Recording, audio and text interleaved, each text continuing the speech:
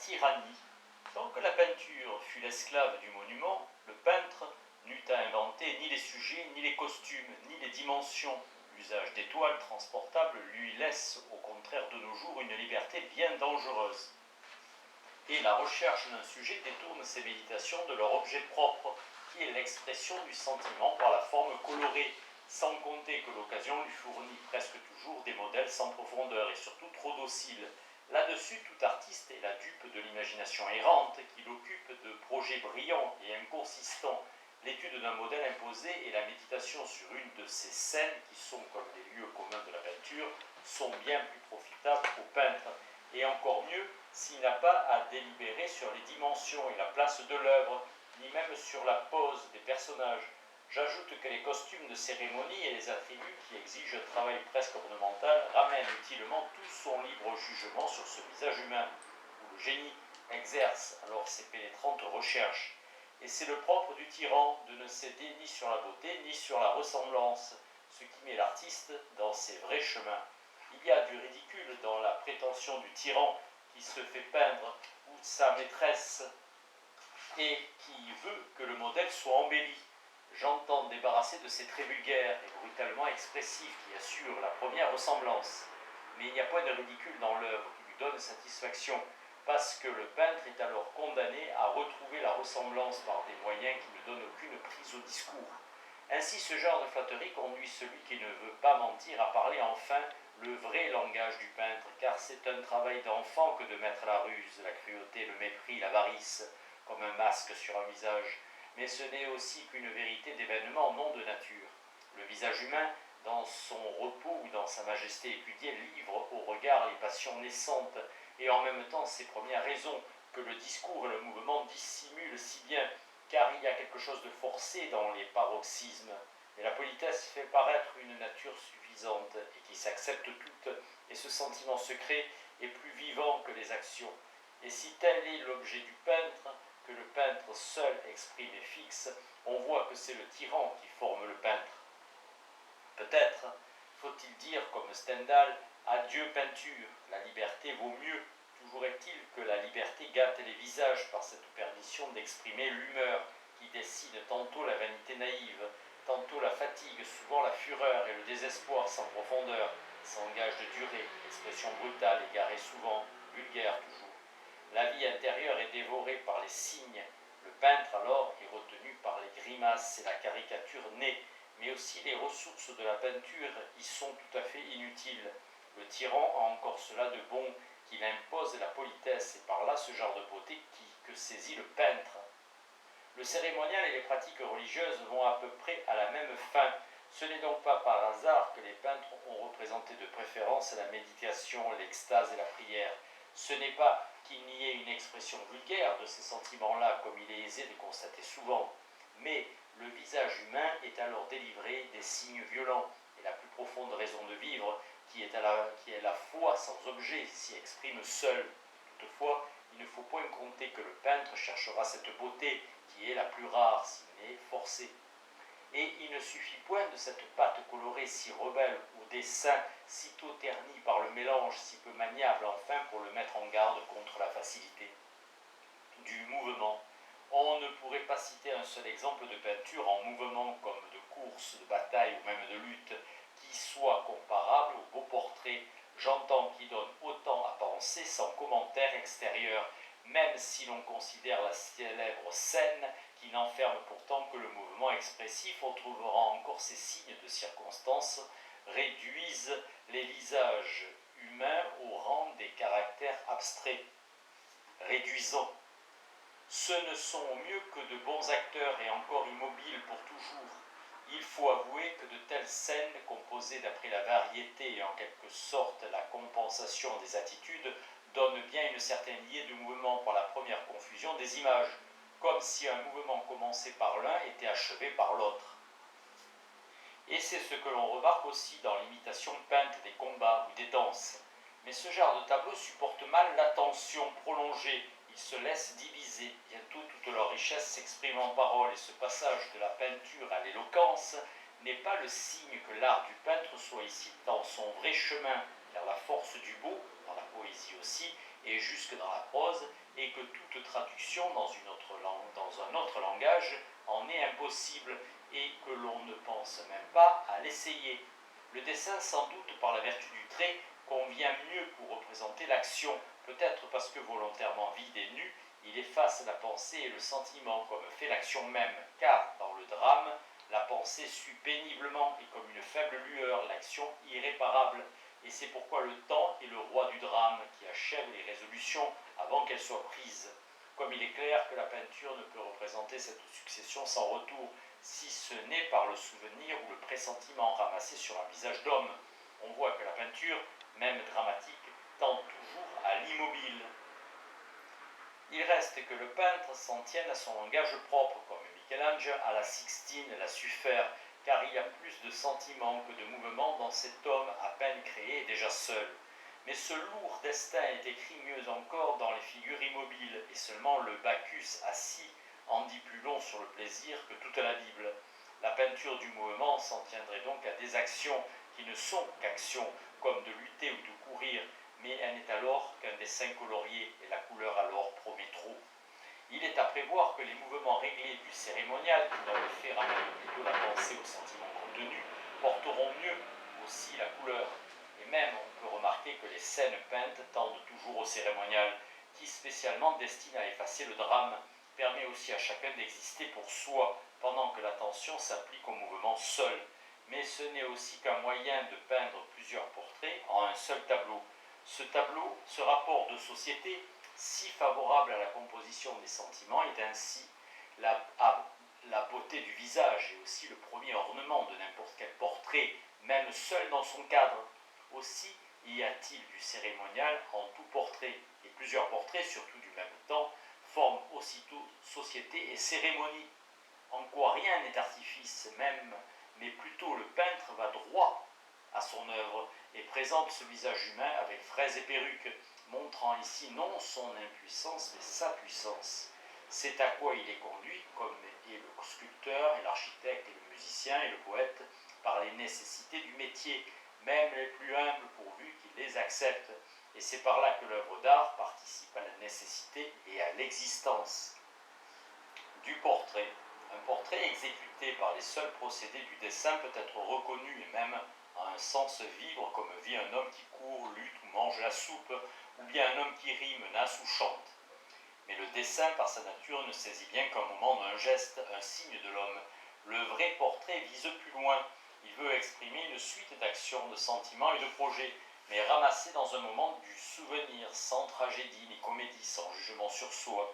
Toute nature, quand les événements font trêve, se repose en elle-même et se réjouit d'elle-même un court instant. La politesse et la cérémonie, loin d'y nuire, favorisent au contraire cet état naissant de la rêverie en supprimant comme peu convenable toute mimique voulue. La bouche alors revient au repos et l'attention du spectateur remonte à cette lumière colorée dont les yeux sont le centre. C'est là qu'apparaît cette ressemblance selon le peintre visible aux autres dont dans le portrait seulement. Le dessin souligne trop les formes sculpturales et les fixe toujours en une certaine perspective, d'où malgré la plus savante étude est souvent surchargée quelque expression d'un moment, répondant trop aux circonstances et qui ne donne qu'une ressemblance d'un moment. On n'aimait point le portrait d'un homme penché en avant ou vu d'en bas, ces perspectives déforment en marquant trop le front ou la mâchoire. C'est comme une sculpture vue toujours d'un même point. On se lasse de cette expression violente et qui est plus tyrannique à mesure qu'on l'observe davantage. À quoi le dessin remédie par la légèreté, on dirait presque par le vide et l'abstrait qui lui sont propres. Il invite l'attention à courir, mais la couleur la retient, surtout la couleur travaillée et composée qui alourdit. Un trait heureux. C'est pourquoi les procédés du dessin qui préparent le portrait doivent toujours céder à la couleur. Aussi y a-t-il fort loin d'une belle esquisse à un beau portrait. Enfin, le trait dominant choque dans une œuvre finie, par exemple une verrue sur le nez, mais aussi par les mêmes causes, un sourcil froncé, un front en coupole, un mauvais pli au coin des lèvres, et jusqu'à l'expression d'une barbe en broussailles, qui dans le fond n'exprime rien. Ces traits font caricature. Les peintres ont coutume, avant de mettre un portrait en place, de dessiner le modèle en beaucoup de poses, en quoi faisant ils se le rendent familier. Mais il faut dire aussi que chacun des croquis corrige l'autre, et que le portrait devra dire à la fois ce qu'il exprime par leur succession et encore plus. Prenons donc le dessin pour ce qu'il est. L'artiste parvient à saisir cet équilibre du visage qui convient aux recherches du peintre. Il faut considérer que l'esquisse finale du portrait, prise comme dessin, est la moins ressemblante de toutes pour l'œil du spectateur, car tous les moyens vulgaires de ressemblance en sont éliminés. Ce n'est que la forme exacte des apparences colorées sans aucun trait ni ombre sculpturale. La forme solide en est presque effacée. Elle reviendra peu à peu, mais la couleur surtout, jusqu'à ce que l'expression du sentiment total qui assure la ressemblance lui donne la réalité. Le long travail du peintre n'a point d'autre règle qu'une imitation des apparences colorées par des retouches qui parcourent l'ensemble jusqu'à ce qu'un premier reflet, mais durable, de l'expression non pensée serve désormais de modèle pour y accorder le reste.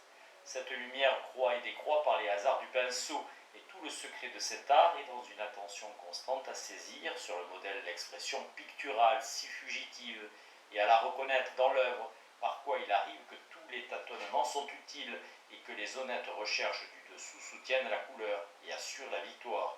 Aussi, on n'improvise point un portrait, et cet accord entre la patience d'esprit qu'il y faut et les exigences de la matière que l'on met en œuvre explique assez pourquoi la meilleure copie est si loin de l'original, car le copiste ignore cette longue naissance, et cette impossibilité de faire le portrait d'un portrait met en valeur le travail propre du peintre qui fait le portrait d'un homme, car on est mieux assuré d'après cela que la vraie ressemblance ne tient pas à ce qui est forme et qui est mécaniquement imitable, mais au jeu de la couleur soutenue et comme nourrie par la patiente recherche du peintre, en sorte que dans les dessous, dans les épaisseurs, dans les entrelacements, de l'huile sèche et de l'huile fraîche, rien n'est cherché à proprement parler, mais rien non plus n'est inutile, comme il y a de la pensée dans le travail du sculpteur, à quoi répond la pensée sculptée. Ainsi, il y a de l'amour dans le travail du peintre, à quoi répond le sentiment peint. Aussi l'action clairvoyante domine dans le travail du sculpteur, dans celui du peintre plutôt l'espérance et la prière. L'ascétisme est commun aux deux, car l'un et l'autre doivent d'abord rejeter les moyens faciles et le désir de plaire. Mais au lieu que le sculpteur agit par décret, vous assurez-vous lui-même de ce qu'il fera par ce qu'il a fait, le peintre n'a pas d'autre secours qu'un pressentiment fort et la constance. C'est comme un miracle qui l'attend. Ainsi, les grâces du sentiment s'échangent entre son modèle, son œuvre et lui. Il y a donc une mystique de la peinture, comme Balzac l'a marqué dans le chef-d'œuvre inconnu. Et par une réaction naturelle, puisque le sentiment appelle le sentiment, il y a toujours quelque chose de mystique dans un beau portrait, souvent à la lettre, comme l'art religieux l'a fait voir. Mais le lyrisme y est toujours, qui grandit l'amour profane, l'ambition, la mélancolie et jusqu'à la frivolité. Bien loin donc que ce soit le mérite d'un portrait de ressembler au modèle, c'est plutôt l'honneur du modèle de ressembler à l'œuvre, par quoi les dons de l'amour sont symbolisés, car l'amour fait être ce qu'il aime. Aussi l'amour maternel est le modèle préféré du peintre. Des sentiments. Il y a ambiguïté dans cette observation et imitation de la nature, qui serait la fin dernière du peintre. Rien n'empêcherait de reproduire par dessin et couleur le visage des mourants, des suppliciés.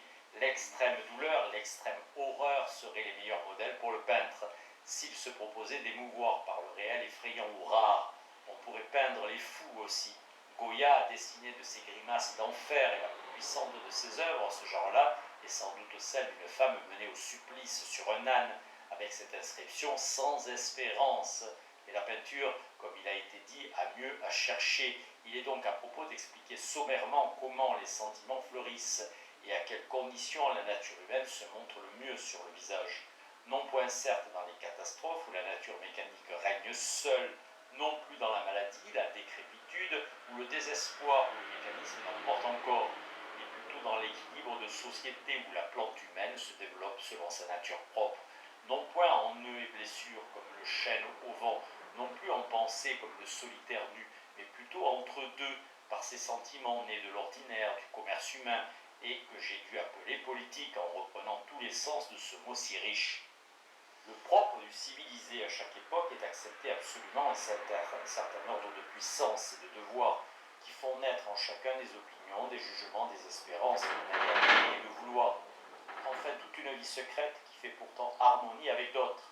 Un certain air les exprime mieux que les signes, et quoique la politesse et la prudence ne donnent à l'échange que la plus vile monnaie, néanmoins tous ces sentiments dans l'ordre humain de chaque jour sans se comprendre pourtant se répondent. En bref, les contraintes de politesse font que les sentiments retiennent toujours leur première expression et en revanche apprennent à deviner, à pressentir, à servir, à contrarier ce riche fond de désir et de courage qui vaut toujours mieux que ce qu'on montre, ne serait-ce que par le bonheur qui est leur parure d'enfance. L'amour se nourrit de ces richesses supposées et ne se trompe pas toujours autant que les signes sans politesse le donneraient à croire dans la suite, car il est vrai qu'autant, quoique cela soit trop méconnu, que la franchise, sans aucun cérémonial, n'exprime guère que l'humeur ou la fatigue, enfin ce qui est le moins naturel, d'où il résulte que les drames réels n'ont presque jamais de sens, l'esprit s'use vainement à les déchiffrer. Chacun a pu voir de ces scènes de famille où la funeste improvisation cache si profondément les sentiments et les affections véritables. En tout cas, drame ou roman, l'artiste doit tout refaire. Malheur encore plus au peintre qui veut fixer dans sa couleur des récriminations et malédictions. Peindrait-on une quinte de tout, mais aussi comme l'oubli vient avec la santé, comme la nature reprend forme, aussi les couleurs de santé sont le vrai langage du peintre. Les couleurs de santé, et toute expression par les couleurs enferme toujours un certain bonheur qui enveloppe même la ruse, la tristesse ou le souci. Dès que le sentiment ne s'accorde plus avec la vie, le peintre n'y trouve plus rien à prendre. La vie serait donc l'objet premier du peintre, et l'on oserait même dire, avec d'autres mots, que c'est le bonheur qui anime toutes les célèbres peintures, ou bien la jeunesse, les passions, même chez le tyran, l'avare ou le mélancolique. C'est pourquoi le peintre est toujours plus près du vrai, s'il sait peindre, que le moraliste ou le romancier, toujours conduit, ou presque toujours, à l'instable ou à l'impossible, parce qu'il ne peint point les passions avec les couleurs de la vie, et les passions d'autrui sont souvent comme un mot pris au hasard dans un livre. Être ou n'être pas, cela signifie entre autres choses que si l'on choisit d'être, il faut prendre son parti de soi et se résigner enfin à être plus heureux qu'on ne devrait et même qu'on ne voudrait. Tel est le sens profond de la parure et de cet air des portraits qui est encore une parure, et la nature de l'homme s'y montre forte et persistante jusqu'à défier le temps. Ferme image, Hamlet, contre les spectres du souvenir qui ne disent qu'une chose,